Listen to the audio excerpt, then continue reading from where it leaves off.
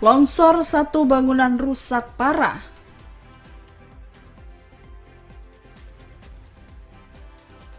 Pohon besar tumbang membuat kemacetan panjang kendaraan.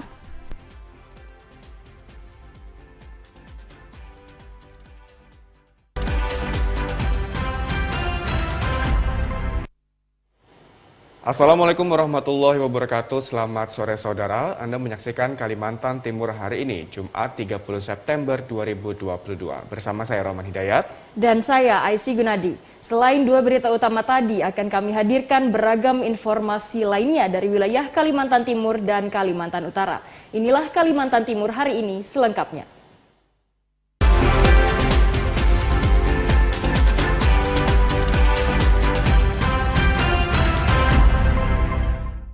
Kita menuju ke informasi yang pertama, saudara. Hujan yang mengguyur sejak Kamis pagi menyebabkan material tanah bercampur batu. Longsor menimpa satu bangunan di Jalan Kenangan 9, Samarinda. Akibatnya ruang bagian dapur mengalami kerusakan cukup parah sehingga pemilik bangunan memilih mengungsi untuk menghindari longsor susulan.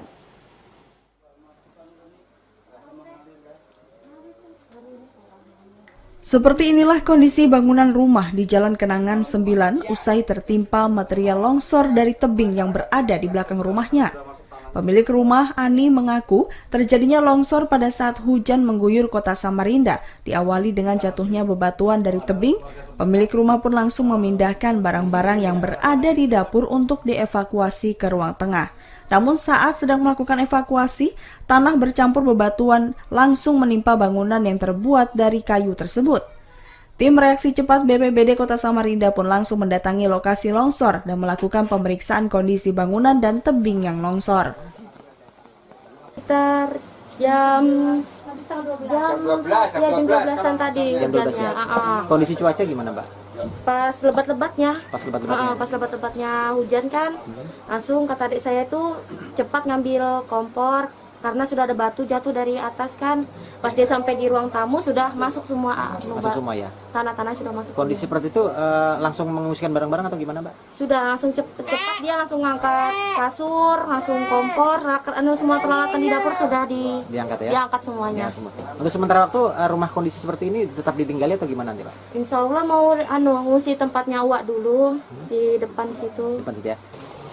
Belakang jebol ya. dapur. Untuk kondisi rumah sendiri, kondisinya masih bisa dihuni atau gimana, Bang? Kondisinya sangat rawan dihuni sebenarnya. Jadi kita sarankan buat warga untuk tetap berhati-hati dan kalau bisa untuk sementara mengungsi di tempat kerabat mereka atau di keluarga terdekat. Kemudian untuk musibah longsornya disebabkan apa, Bang? Disebabkan oleh cuaca yang ekstrim ya, hujan yang cukup deras disertai angin.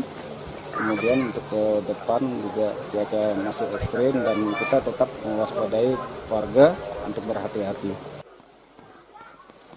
Petugas pun mengimbau kepada pemilik rumah untuk sementara waktu agar mengungsi dalam kondisi musim penghujan sebab dikhawatirkan longsor susulan kembali terjadi. Diki Zulkarnain dari Samarinda melaporkan. Ya, sementara itu pohon berukuran cukup besar tumbang ke badan jalan kemakmuran akibat curah hujan yang tinggi disertai angin kencang. Pengendara pun tidak bisa melintasi jalan tersebut hingga membuat kemacetan panjang terjadi.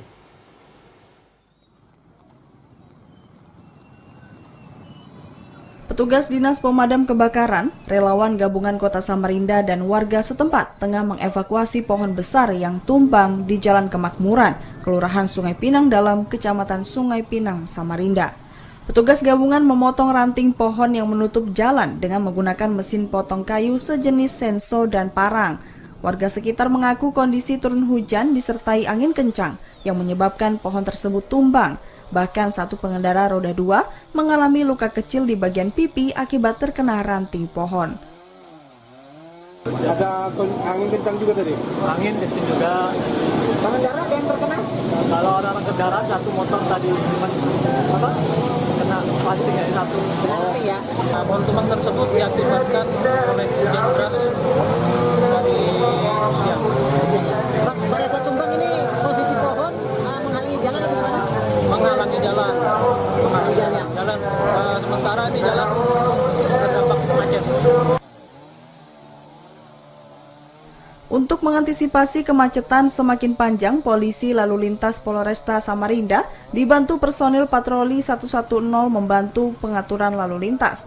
Usai pohon tersebut dievakuasi, arus lalu lintas pun kembali berjalan lancar. Diki Zulkarnain dari Samarinda melaporkan.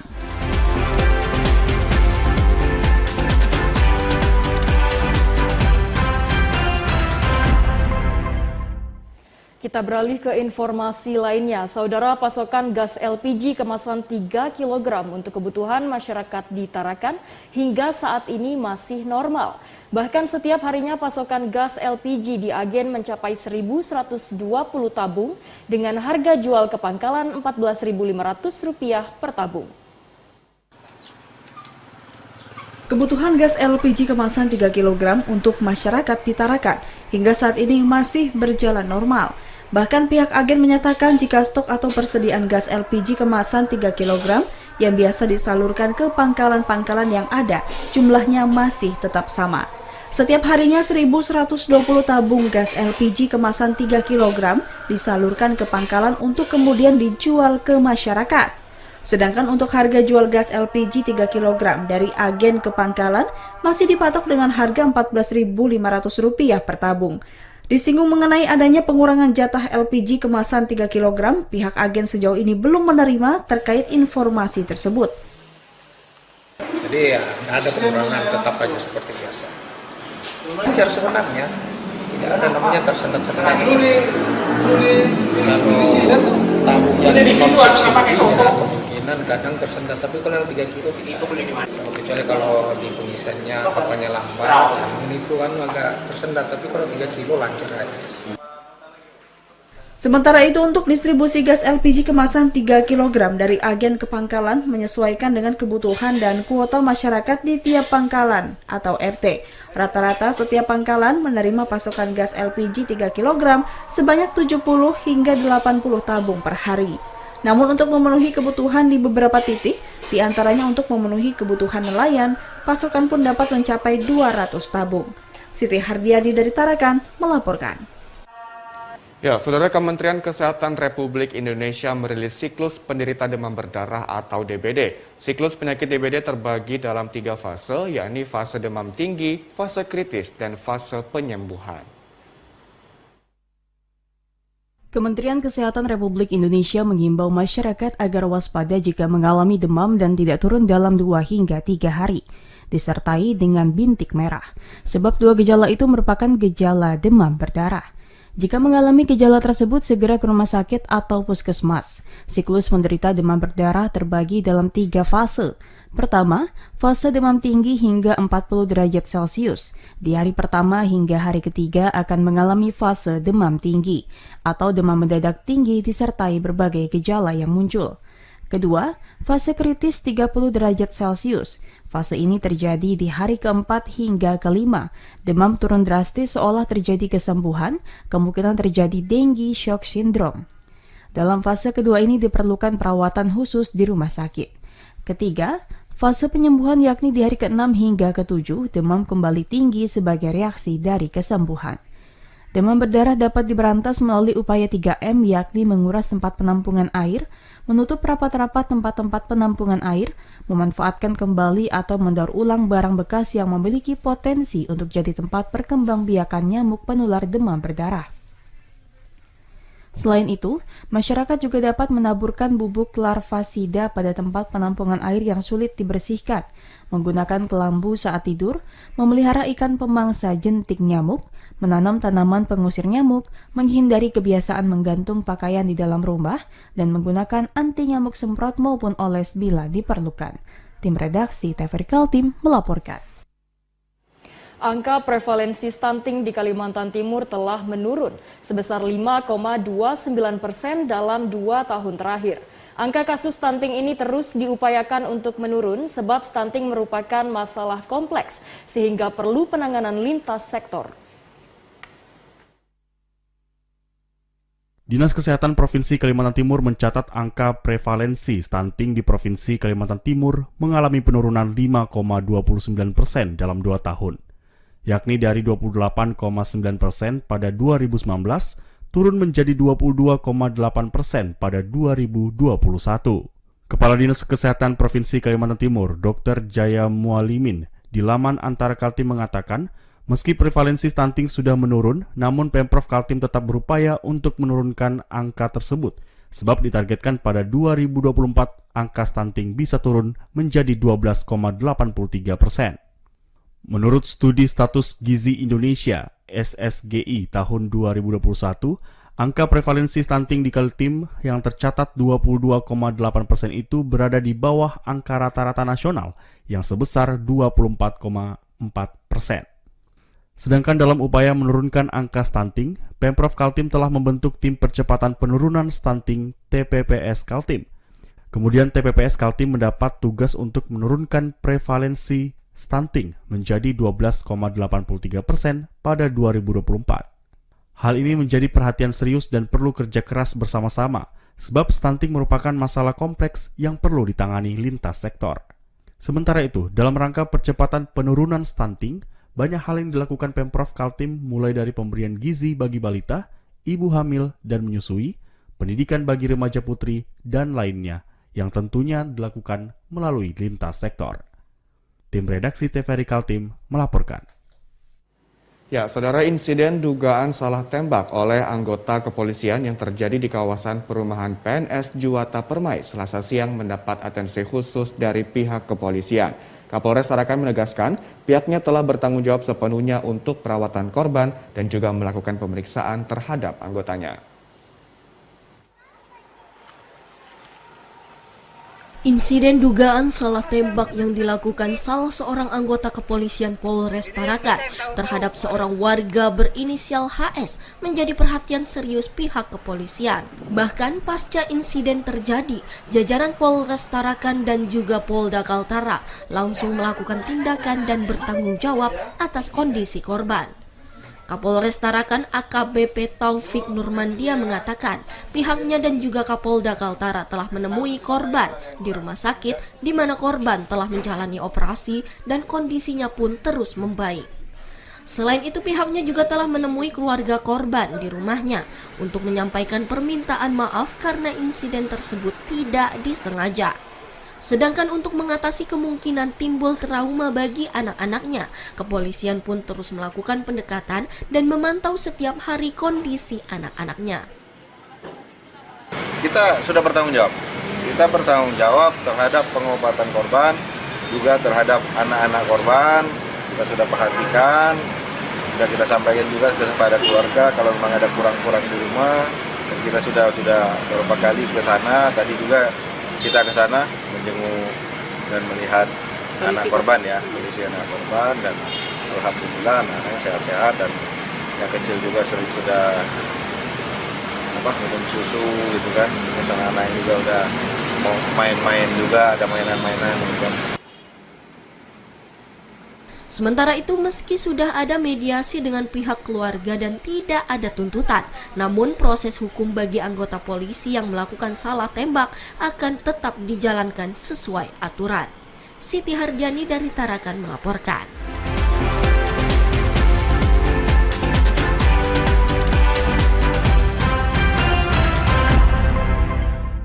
Ya, saudara, informasi menarik lainnya akan kami hadirkan setelah jeda pariwara berikut ini.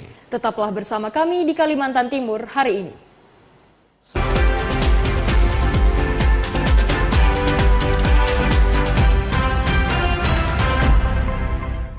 Saudara, terima kasih Anda masih bersama kami dalam Kalimantan Timur hari ini. Selanjutnya akan kami hadirkan informasi dari Kabupaten Penajam Pasir Utara. Selengkapnya dalam segmen advertorial berikut ini.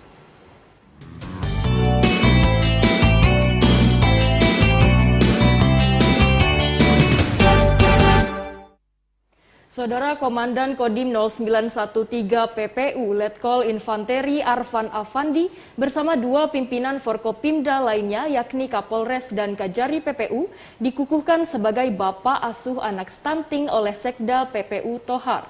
Pengukuhan ini dilakukan sebagai bentuk kampanye percepatan penurunan angka stunting di tanah Benua Taka yang belakangan tercatat cukup tinggi.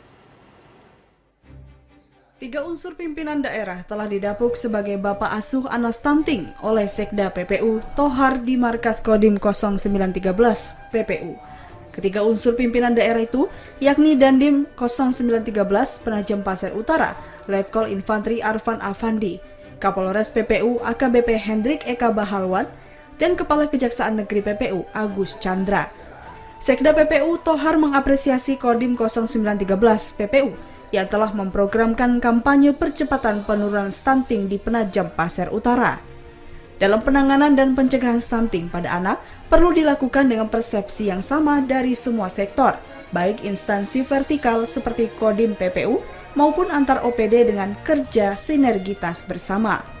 Selaku inisiasi program kampanye ini, Dandim 0913 PPU Letkol Infantri Arfan Afandi mengatakan TNI terlibat langsung dalam upaya percepatan penurunan stunting di Indonesia, termasuk di Penajam Pasir Utara. Pencegahan stunting merupakan tugas lintas sektor karena kampanye percepatan penurunan stunting kegiatan operasi selain perang, yang menekankan anak stunting di Penajam Pasir Utara pada tahun ini mencapai 897 orang. Dari 4 kecamatan yang ada di PPU dan Kecamatan Sepaku memiliki anak stunting yang paling tinggi, yakni 378 orang. Bapak Asuh. Ya, yang pertama kami atas nama pimpinan daerah menyampaikan terima kasih yang setinggi-tingginya kepada Pak Dandim 0913 dan keluarga besarnya atas inisiasi untuk melaksanakan kegiatan ini. Yang pertama tadi sudah kita sampaikan bahwa untuk mengkampanyekan penuntasan stunting juga perlu karena ada persepsi yang diperlukan oleh masyarakat kita sebagai bagian yang memang harus berperan aktif. Kemudian yang kedua, Bapak Asuh tidak satu, tadi ada 3, Pak Dandim, Pak Kapolres, Pak Kajari, itu artinya ingin dibangun sinergi terkait dengan kontribusi apa yang dilakukan sesuai dengan tupoksi pribadi, tupoksi jabatan, dan tupoksi kelembagaan masing-masing. Harapan kita ada stunting ini ada penanganan yang berlanjut dan sinergis antar sektor yang memang mungkin bisa terarah kepada kelompok sasaran. Terima kasih. Langkah selanjutnya sebenarnya bukan langkah selanjutnya, sudah berjalan. Berapa lama nih percepatannya harus di? Karena memang sebelumnya ini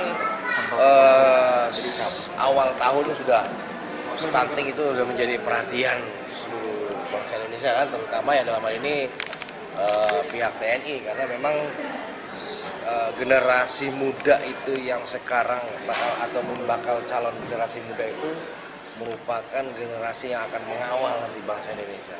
Dengan adanya fenomena stunting ini yang merupakan dampak dari gizi buruk, kekurangan gizi dan sebagainya, itu akan mempengaruhi nanti generasi yang akan datang. Nah, selanjutnya saya beserta jajaran Kodim semuanya melalui Babinsa, Babin Kamtipmas terus melakukan identifikasi, pendataan dari rumah ke rumah, door to door, mana yang mengalami stunting. Dandim menambahkan penyebab tingginya kasus stunting berdasarkan analisa kedokteran karena pola asuh dan pola hidup orang tua sejak sang anak masih dalam kandungan. Untuk itu, pihaknya terus melakukan upaya sosialisasi kepada masyarakat untuk menerapkan pola hidup sehat. Hal ini juga dilakukan bersama dengan unsur terkait dari pemerintah daerah serta jajaran Forkopimda. Syahrudin dari Penajam Pasir Utara melaporkan. Ya, Saudara, Pemkab Kutai Barat berkomitmen untuk mempercepat pembangunan infrastruktur jalan di wilayah pedesaan. Di Kecamatan Nyuatan, beberapa proyek pembangunan jalan semenisasi tengah dikerjakan. Seperti di Kampung Intulingau, pembangunan jalan ini berdampak besar bagi masyarakat karena dapat memangkas waktu tempuh hingga 4 kali lebih cepat. Kampung Intulingau merupakan kampung di Kecamatan Nyuatan, Kabupaten Kutai Barat yang tengah menjadi fokus peningkatan di bidang infrastruktur oleh Bupati Efek Siapan dan Wakil Bupati Etianto Arkan, terutama dari segi infrastruktur jalan dan jembatan. Dalam 5 tahun terakhir, Pemkab Kubar sudah menggelontorkan dana ratusan miliar rupiah untuk membangun jalan kelas 1 serta beberapa jembatan kelas A. Bahkan untuk tahun 2022 ini, Pemda Kubar menggelontorkan lagi dana sekitar 22 miliar rupiah untuk peningkatan jalan dalam kampung serta jalan antar desa yang menghubungkan Intulingau dengan kampung tetangga, seperti Jalan Lakan Bilem, Intulingau, dan Intulingau Merang Tembus, Kampung Sembuan. Di tahun 2023, ada tambahan anggaran sekitar 63 miliar rupiah untuk peningkatan jalan dari Lakan Bilem ke Intulingau, Intulingau Merang, dan Lakan Bilem Nyuatan, serta jembatan Sungai Ngahan. Proyek jalan ke kampung berpenduduk 2.000 lebih jiwa itu menjadi salah satu proyek tuntas yang dicanangkan Pemkab Kubar pada tahun 2023. Bupati Kutai Barat efek siapan dalam sambutan tertulis yang dibacakan Kepala BKAD Kubar, Sahadi, pada acara penyaluran BLT dana desa di Kampung Intulingau beberapa waktu lalu mengatakan, pembangunan infrastruktur di Kampung Intulingau diprioritaskan pemerintah karena menjadi salah satu sentra pertanian. Menurut Sahadi, dengan adanya jalan maka masyarakat dengan mudah menjual hasil pertanian ke kota, sebab Intulingau memiliki kultur tanah yang subur dan berada di dataran tinggi, bahkan hampir cocok dengan semua jenis tanaman, baik hortikultura, palawija, hingga kakao dan kopi. Bangun, ya nanti mungkin ke sentra-sentra ketahanan pangannya, sentra produksinya akan kita ini, karena ini yang memang menjadi kendala, karena ketika mana nanti ini sudah, misalnya mereka beladang, ada hasilnya padi, apa segala macam, kesulitan membawanya ke ini, itu juga yang menjadi ini. Yang agak besar tadi mungkin Sungai Ngahan ya, itu yang jembatannya, tapi sudah tercover di anggaran 2023. Nah, karena memang ya nanti ketika jalan ini sudah clear, Pak, ya nanti kita fokus di listrik lagi, Pak.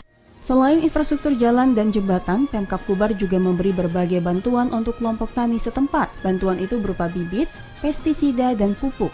Kedepan, pemerintah akan mendorong penggunaan teknologi pertanian agar masyarakat bisa mengelola pertanian secara mekanis. Kepala Kampung Intulingau Abednego mengaku geliat pertanian di wilayahnya meningkat tajam setelah adanya berbagai bantuan pemerintah, baik pembangunan jalan maupun alsintan dan pupuk, bahkan ada petani yang sudah mandiri dan mempekerjakan karyawan.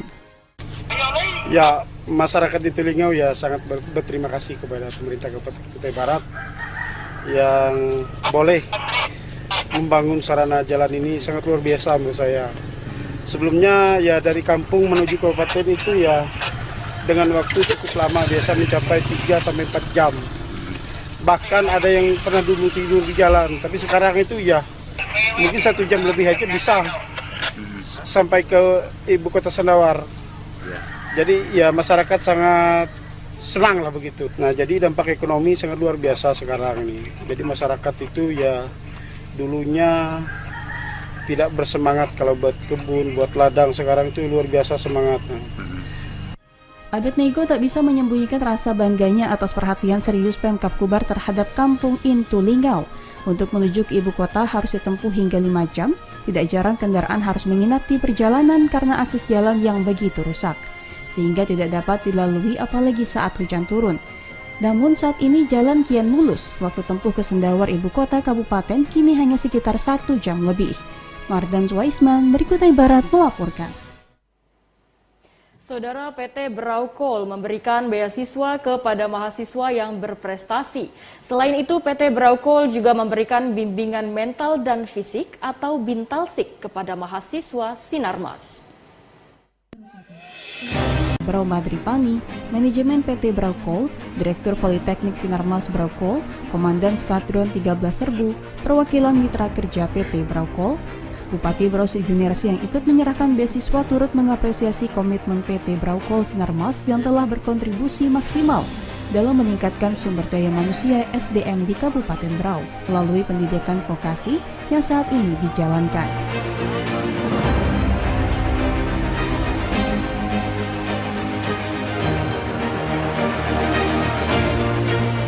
Pengembangan SDM merupakan hal yang prioritas, diantaranya termasuk mendukung pengembangan pendidikan, dan itu juga sudah sejalan dengan keberadaan Politeknik Sinarmas Braukol yang didirikan untuk menyiapkan tenaga kerja lokal di daerah agar memiliki keahlian di bidangnya dan mampu bersaing secara global.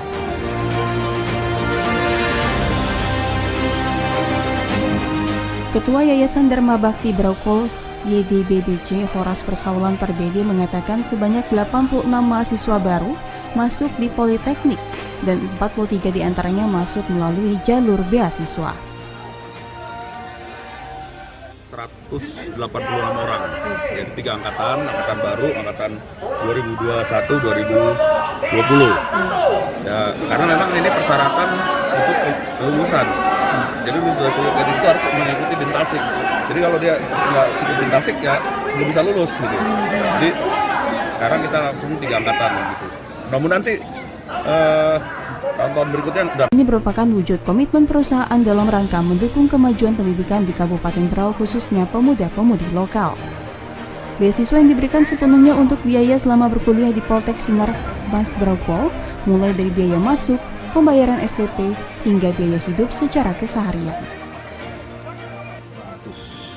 Hampir 190 dengan beberapa orang dari 3 angkatan yang sebagian besar memang anak-anak perempuan yang lebih tertarik di Politeknik ya. Jadi 106 itu perempuan, yang lain adalah laki-laki, dan kami memperhitungkan juga penerimaan mahasiswa dengan tempat praktek kerja yang ada di Braupol. Harapannya setiap mahasiswa itu bisa mendapatkan tempat, sehingga kita juga memperhitungkan kembali proses penerimaan mahasiswa baru. Materi kami berikan tentunya materi fisik, baris berbaris, kemudian materi pendidikan mental, ya ada materi jurit malam juga, jadi nanti kami komunikasikan dengan jalan malam, kemudian ada sedikit bernavigasi, ada di mereka di dalamnya notabene melatih mental. Selain pemberian beasiswa, nantinya 190 siswa Sinarmas ini akan menerima latihan mental dan fisik selama 5 hari, yang nantinya latihan tersebut langsung diberikan dan dilatih oleh TNI AD Skadron 13 Serbu. Lalu Ridwan Syah dari Berau melaporkan. Ya, Saudara, Kejaksaan Negeri Penajam Pasir Utara secara resmi menyerahkan uang kerugian negara kepada Pemkab PPU sebesar kurang lebih 130 juta rupiah. Pengembalian ini merupakan hasil dari kasus tindak pidana korupsi pembangunan jembatan wisata mangrove tahun anggaran 2016, di mana status hukumnya telah tetap di pengadilan.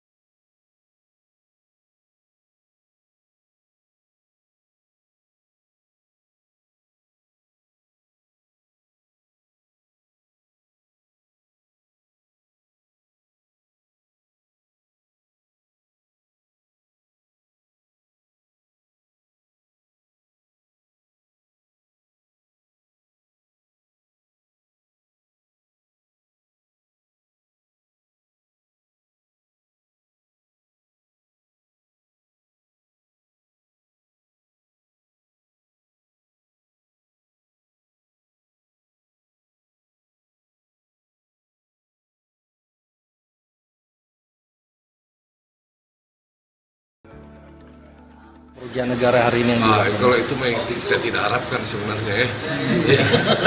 Ya betul duit, tapi kan aduh janganlah begitu ya.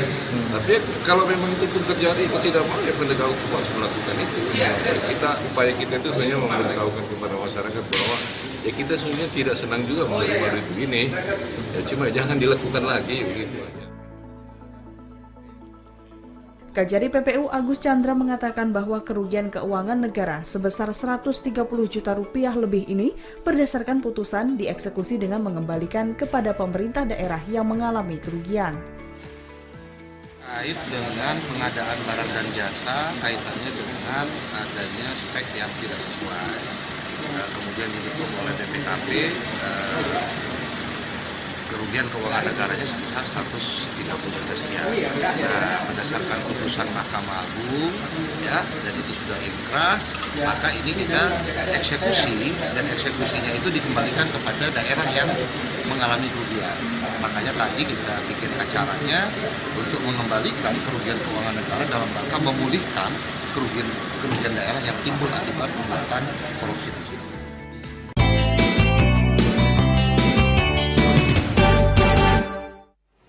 Ya, saudara, informasi dari Kabupaten Bulungan akan kami hadirkan setelah jeda pariwara berikut ini. Untuk itu, tetaplah bersama kami.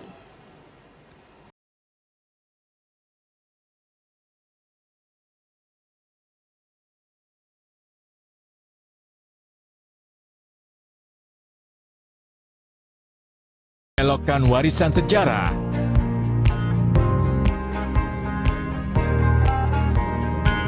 Mahakarya budaya tradisional bersatu padu dengan budaya modern.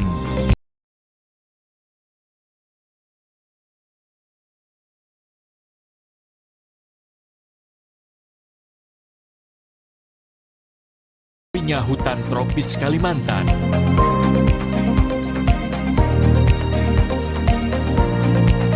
Berpadu debur ombak menyisir di atas pasir nan lembut. Pesona nirwana di timur Kalimantan.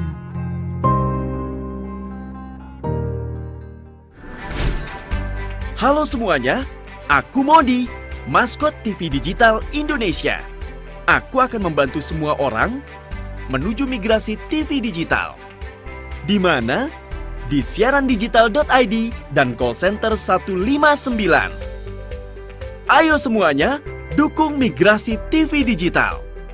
Bersih gambarnya, jernih suaranya, dan canggih teknologinya.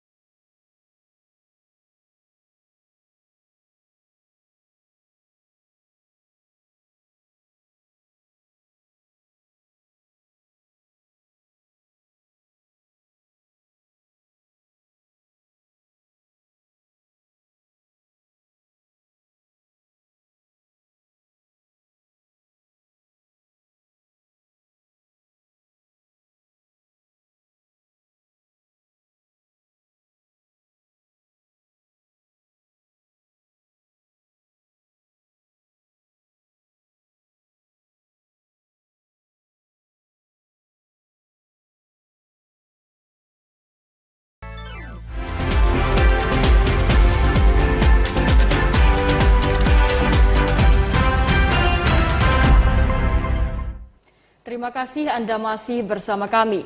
Saudara Presiden Republik Indonesia Joko Widodo telah mengeluarkan instruksi Presiden nomor 7 tahun 2022 tentang penggunaan kendaraan listrik berbasis baterai kepada instansi pemerintah. Pemerintah Provinsi Kalimantan Utara mendukung penggunaan kendaraan mobil. Kita antri, jadi kita harus menunggu antrian lah. Dan kita sesuai dengan anggaran ada nanti, ya, jadi mobil-mobil yang yang menggunakan BBM secara bertahap akan kita tidak gunakan. Lebih lanjut, Gubernur memastikan kebijakan penerapan mobil listrik itu belum akan berlaku untuk tahun 2022 ini. Muhammad Aras dari Kabupaten Bulungan melaporkan. Ya, Saudara, Dishub Provinsi Kalimantan Timur bekerja sama dengan Dishub Kabupaten Pasir dan Polres Pasir melaksanakan operasi kendaraan overdimension dan overload. Dalam operasi ini, Dishub Provinsi Kalimantan Timur berlakukan sanksi tilang di tempat bagi kendaraan yang melanggar ketentuan yang ada. Hukum atau Gakum, kendaraan overdimension atau overload atau odol, digelar Dishub Provinsi Kalimantan Timur di Kabupaten Pasir sejak pagi hari pukul 10 waktu Indonesia Tengah hingga pukul 15.00 waktu Indonesia Tengah di ruas jalan Provinsi Kilometer 7, Kecamatan Tanah Grogot, Kabupaten Pasir. Kepala Dinas Perhubungan Provinsi Kalimantan Timur Yuda Pranoto mengatakan operasi ini bertujuan untuk mencegah terjadinya kerusakan jalan akibat kendaraan odol. Dalam kegiatan ini, Dishub menggunakan alat timbang portable untuk mengetahui berat kendaraan yang melintas. Kegiatan ini dilakukan secara simultan di 10 kabupaten kota di wilayah Kalimantan Timur, khususnya di jalan-jalan yang menjadi kewenangan Dishub Provinsi Kaltim. Kami secara simultan ya, kemarin di daerah Kutim, sekarang di Pasir, kami berkeliling. Intinya jalan-jalan yang menjadi kewenangan kami di Provinsi Kaltim akan kami adakan kegiatan seperti ini. Ya. Kalau jadwal menyesuaikan, ya, kami bisa. Tapi yang jelas setiap tahun anggaran kami jadwalkan di 10 kabupaten kota. Operasi ini adalah angkutan barang dan angkutan penumpang termasuk angkutan karyawan. Nah, memang yang paling banyak kita ini adalah angkutan barang seperti truk-truk ini banyak pelanggaran, termasuk kelengkapan kendaraan, surat-surat kendaraan itu yang banyak kita temui. Dalam operasi odol ini, Dishub Provinsi Kaltim memberikan sanksi tilang di tempat bagi kendaraan yang melanggar ketentuan yang ada. Nasrullah Ahmad dari Pasir melaporkan. Polresta Balikpapan menggandeng Ikatan Jurnalis Televisi Indonesia Korda Balikpapan untuk membagikan bantuan sosial berupa paket sembako kepada masyarakat yang terdampak terhadap kenaikan harga BBM. Sedikitnya 200 paket sembako dibagikan kepada pedagang kaki lima, pedagang warung hingga warga kurang mampu secara langsung atau jemput bola.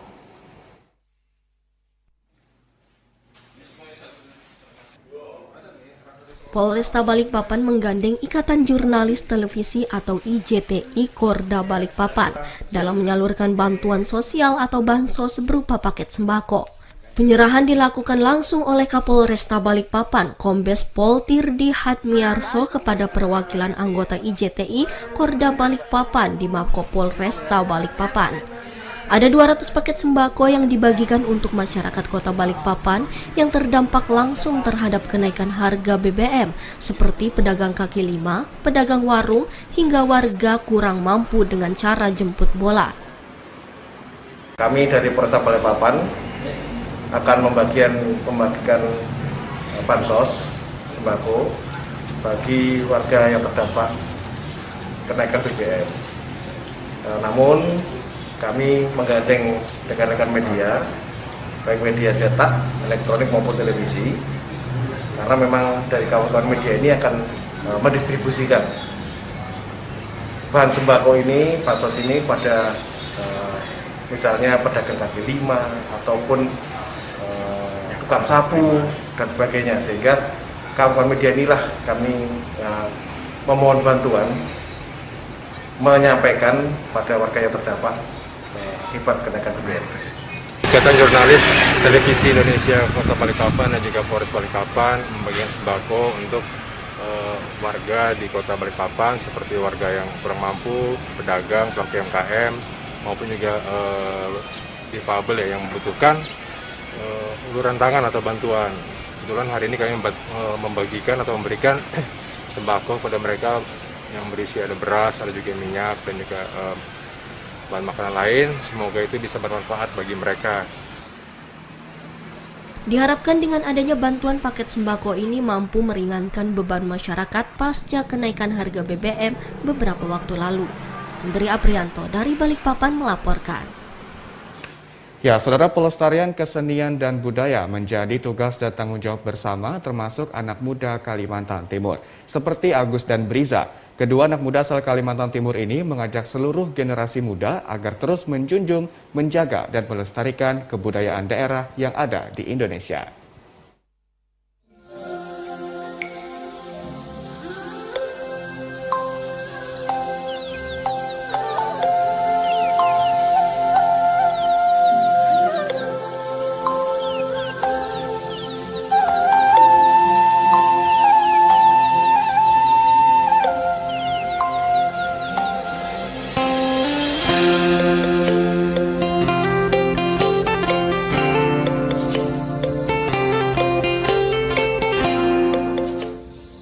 Kebudayaan memegang peran penting dalam kehidupan, termasuk juga dalam kemajuan suatu bangsa. Indonesia memiliki beraneka ragam budaya. Warisan leluhur ini merupakan harta yang harus terus dijaga karena dalam pelestarian seni dan budaya merupakan tanggung jawab bersama termasuk generasi muda.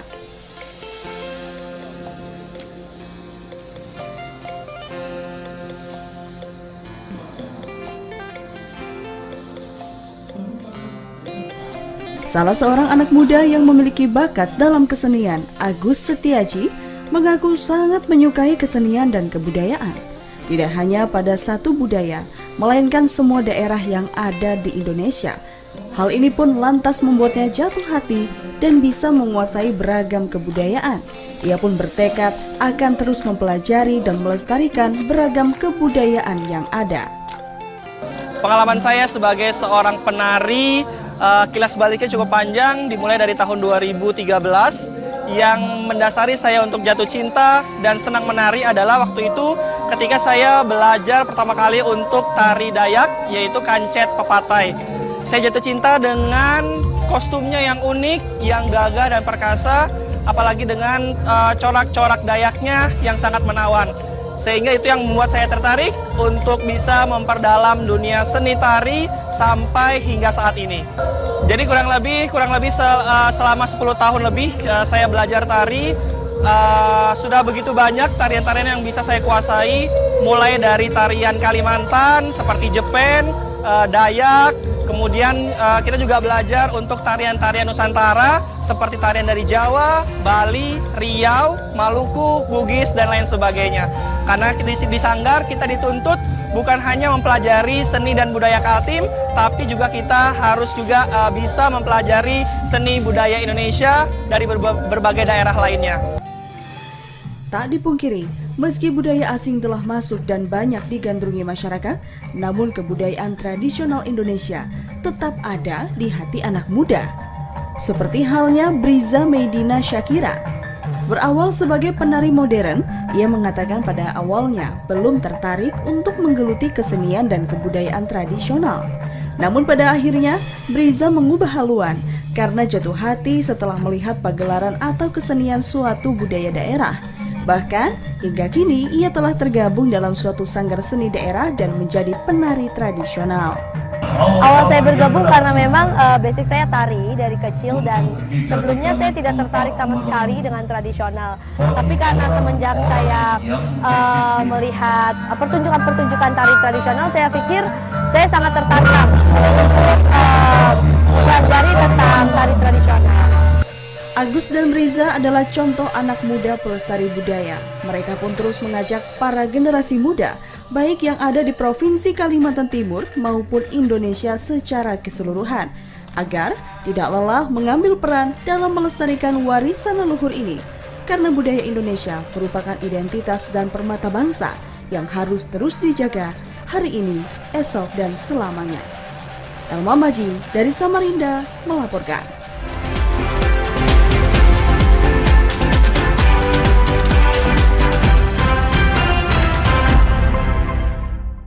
Ya, saudara, selanjutnya kami hadirkan informasi sejumlah daerah dari belahan pulau Kalimantan lainnya. Selengkapnya dalam segmen Lintas Borneo.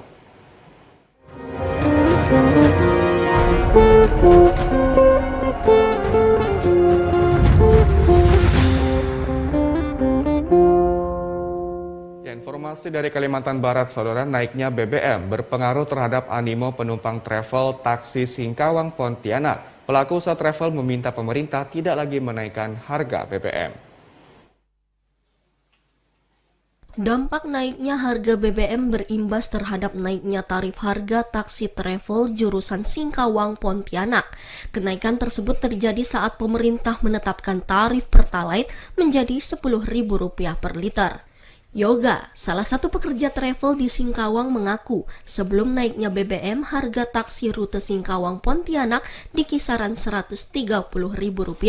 Saat ini mengalami kenaikan menjadi Rp160.000 atau naik 23%. Untuk tarif Singkawang ke Bandara Supadio Kuburaya, sebelumnya di kisaran Rp150.000, saat ini menjadi Rp210.000 atau alami kenaikan 40%. Yoga mengaku naiknya harga BBM ini berpengaruh terhadap animo pelanggan dalam pemesanan taksi untuk bepergian.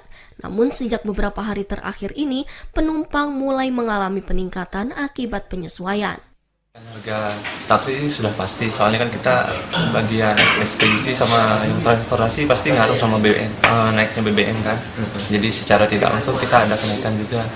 Ya kalau tarifnya 130.000 per penumpang, sekarang kita untuk ke Pontianak Kota jadi 160.000.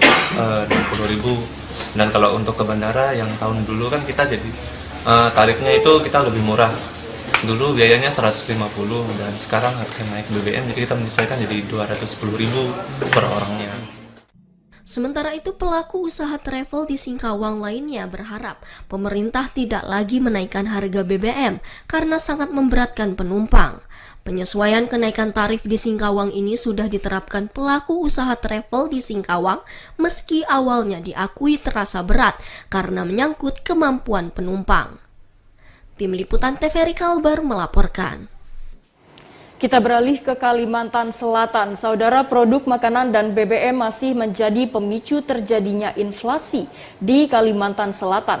Kenaikan BBM per 3 September 2022 yang berdampak pada kenaikan biaya distribusi harus diantisipasi agar tidak berdampak besar terhadap kenaikan harga.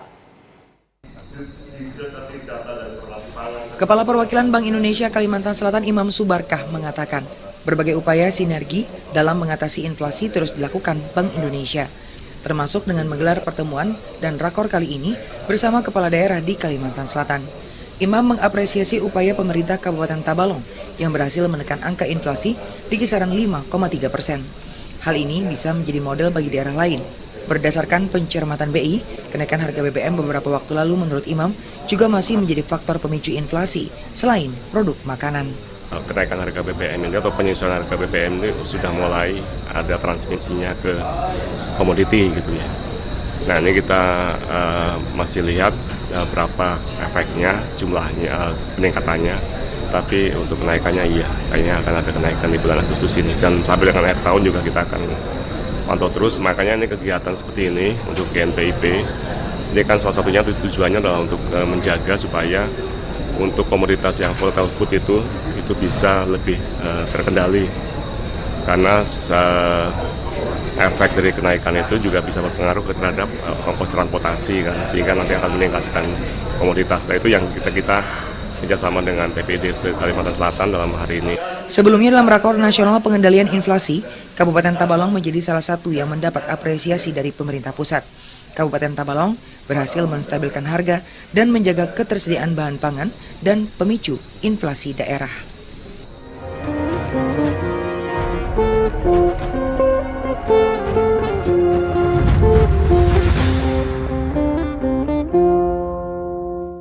Ya, saudara, sebagai acuan Anda dalam beraktivitas, berikut kami hadirkan informasi perakiraan cuaca yang berlaku untuk esok Sabtu 1 Oktober 2022. Informasi ini berlaku untuk wilayah Kalimantan Timur dan Kalimantan Utara. Selengkapnya dalam segmen info publik berikut ini.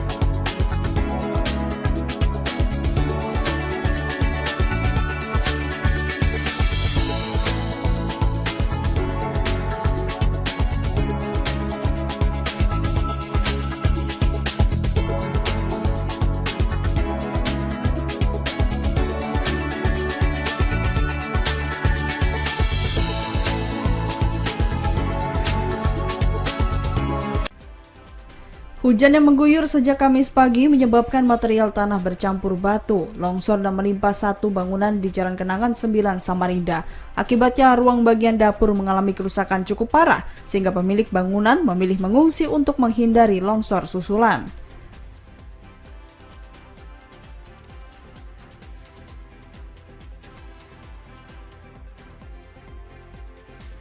Pohon berukuran cukup besar tumbang ke badan Jalan Kemakmuran akibat curah hujan yang tinggi disertai angin kencang. Pengendara pun tidak bisa melintasi jalan tersebut hingga membuat kemacetan panjang terjadi.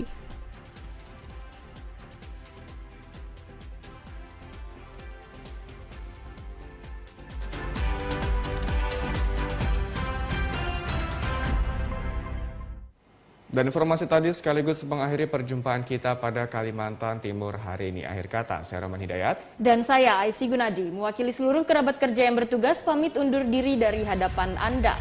Ayo dukung terus Migrasi TV Digital Indonesia karena bersih gambarnya, jernih suaranya, canggih teknologinya. Assalamualaikum warahmatullahi wabarakatuh dan sampai jumpa.